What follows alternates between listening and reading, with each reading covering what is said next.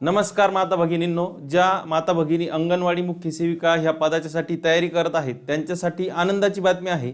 जो सुप्रीम कोर्टाने निर्णय दिला होता की तुमच्या वयाची जी अट आहे ती वाढवून दिली होती, 45 वरून 50 केली होती, तर त्याचा काल गव्हर्नमेंटनं महाराष्ट्र शासनानं जी आर काढलेला आहे आणि त्यामध्ये अजून एक बदल केला आहे की जे अगोदर पदवी पाहिजे होती, तुम्हाला जर तुमची सेवा 10 वर्ष झालेली असेल तर ती सेवा आता तुमची 10 वर्ष प्लस तुमची 12वी जरी असेल, म्हणजे तुमची डिग्री झालेली नसेल तरी चालेल, तर त्या संदर्भामध्ये तुमच्यासाठी जे अंतर्गत सुपरवायझर भरतीसाठी जे डॉक्युमेंट लागणार आहेत तुम्हाला, ते या डॉक्युमेंटची लिस्ट मी तुम्हाला घेऊन आलेलो आहे तुमच्यासाठी।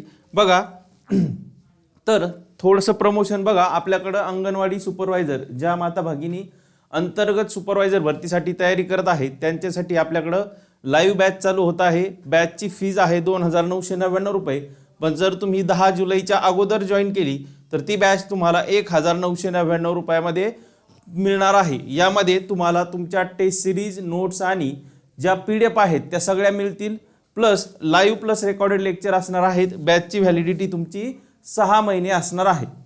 चला तर मग तुमच्या अंतर्गत भरतीसाठी तुम्हाला काय डॉक्युमेंट लागणार आहेत हे एकदा समजून घेऊ। बघा, सगळ्यात महत्त्वाचं म्हणजे मी अगोदर सांगितल्याप्रमाणे ज्यांची अंगणवाडीमध्ये 10 वर्ष पूर्ण झालेली आहे सर्व्हिस, म्हणजे त्यात फक्त तुमचे कोण चालणार नाही तर मदतनीस चालणार नाही। ज्या मदतनीस आहेत अंगणवाडीमध्ये यांना ही संधी नसणार आहे। ज्यांची अंगणवाडी सेविका म्हणून 10 वर्ष सर्व्हिस झालेली आहे त्या महिला हा फॉर्म भरू शकतात। आता जी मला वाटतंय शहरी प्रकल्पाची जाहिरात आलेली होती आणि त्यामध्ये ती जाहिरात मला वाटतं ह्याच कारणामुळे होल्ड झाली होती की ही केस कोर्टात गेली होती वय वाढवून देण्यासाठी, तर ती कोर्टाने मान्य केलं आणि काल गव्हर्नमेंटने जी आर काढलाय। तर आता तुम्हाला 10 वर्ष परिपूर्ण असणं गरजेचं आहे, पण त्यात लक्षात घ्या ज्या अंगणवाडी मदतनीस आहेत त्यांच्यासाठी नाही, ज्यांची अंगणवाडी सेविका म्हणून 10 वर्ष पूर्ण झालेली आहेत त्यांनाच फक्त हा चान्स भेटणार आहे। आणि आता शक्यतो जे फॉर्म भरण्याची लिंक आहे ती परत एकदा तुम्हाला ओपन करून देतील। बघा, विभागीय भरती असल्यामुळे तुम्ही अंगणवाडी सेविका म्हणून काम केल्याचा पुरावा सर्वात महत्त्वाचा असतो आणि मी आत्ताच सांगितल्याप्रमाणे तुमच्याकडं 10 वर्ष अनुभव असल्याचं सर्टिफिकेट जे बाल विकास प्रकल्प अधिकारी आहे यांच्या सही आणि शिक्क्याने तुम्हाला ते सबमिट करायचं आहे, ऑनलाईन अपलोड करायचं आहे फॉर्म भरताना। हे तुमचं सगळ्यात पहिला क्रायटेरिया आहे। त्यानंतर मी अगोदर सांगितल्याप्रमाणे काल गव्हर्नमेंटने जे पदवी पाहिजे होती, म्हणजे अगोदर तुमचं जर 10 वर्ष सर्व्हिस प्लस तुमचं ग्रॅज्युएशन झालेलं असलं पाहिजे होतं, तर तो नियम चेंज केलाय गव्हर्नमेंटने। आता तुमची 10वी आणि 12वी झालेली असली पाहिजे। 10वी झाली म्हणजे 12वी झाली म्हणजे 10वी झालेली असणारच आहे, तर ही तुमची 12वी कंपल्सरी आहे आणि तुम्हाला 12वीचं त्यासाठी गुणपत्रक म्हणजे मार्कशीट आणि बोर्ड सर्टिफिकेट हे तुम्हाला कंपल्सरी लागणार आहे। ज्याला मी स्टार केलंय ते तुमचे डॉक्युमेंट तुम्हाला कंपल्सरी लागणार आहेत।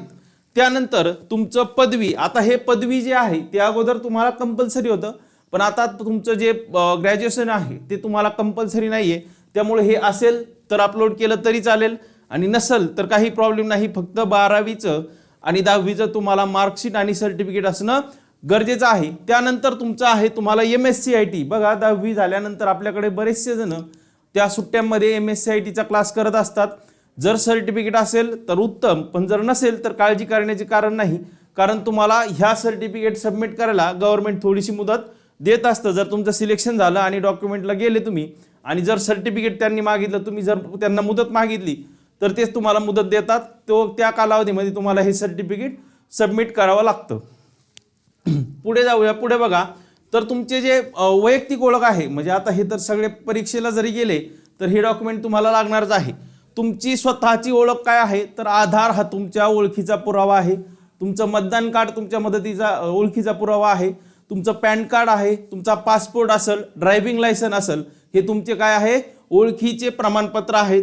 त्यानंतर तुमचा रहिवासी दाखला जो तहसीलदार यांनी दिलेला असतो, तुम्हाला डोमेसाइल सर्टिफिकेट महाराष्ट्राचे रहिवासी असलेला पुरावा तुम्हाला त्यांना अपलोड करावा लागणार आहे। आणि लक्षात घ्या, हे जे डोमेसाइल सर्टिफिकेट आहे हे तुम्हाला 15 वर्षाच्या आतलं असलं पाहिजे, म्हणजे तुम्ही 15 वर्ष महाराष्ट्राचे रहिवासी आहेत याचा त्याचा अर्थ होतो। आता समजा 2026 चालू आहे तर 10 मध्ये काढलेला असेल तर रिस्क नको म्हणून सगळ्यांनी जर 2010चं असेल तुमचं तर सर्टिफिकेट काढून घ्या. 2011 नंतरच्यांना सर्टिफिकेटला प्रॉब्लेम नाही, पण जर तुमचं 15 वर्ष कंप्लीट होत असतील तर शक्यतो सर्टिफिकेट नवीन काढलेलं चांगलं राहील, जेणेकरून आपल्याला अडचण येणार नाही. त्यानंतर तुमचं जे सगळ्यात महत्त्वाचं आहे, जर तुम्हाला आरक्षणाचा लाभ घ्यायचा असेल तर त्यामध्ये तुम्हाला कास्ट सर्टिफिकेट, कास्ट व्हॅलिडिटी आणि नॉन क्रिमिनल लागणार आहे. तर त्या अनुषंगाने आपण माहिती पाहणार आहोत.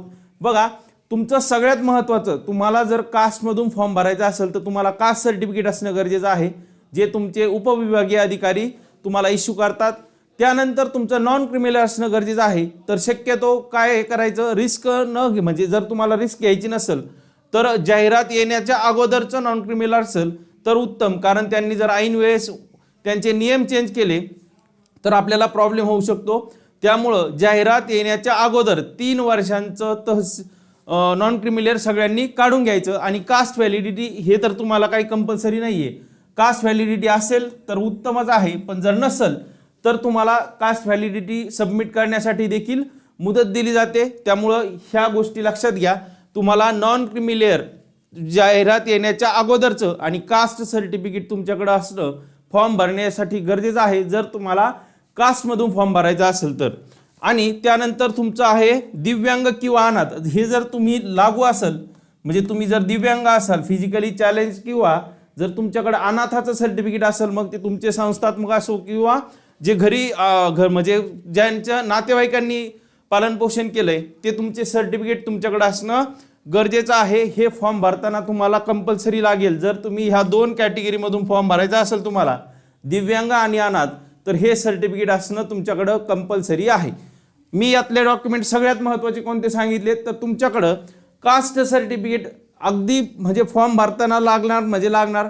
तुमचं नॉन क्रिमिलेअर तुमचं जाहिरात येण्याच्या अगोदरचं पाहिजे. कास्ट व्हॅलिडिटी नसली तरी चालेल, तुम्हाला सिलेक्शन झाल्यानंतर ते मुदत देतात. आणि जर तुम्ही दिव्यांग किंवा अनाथ असाल तर तुम्हाला मात्र हे कंपल्सरी लागणार आहे.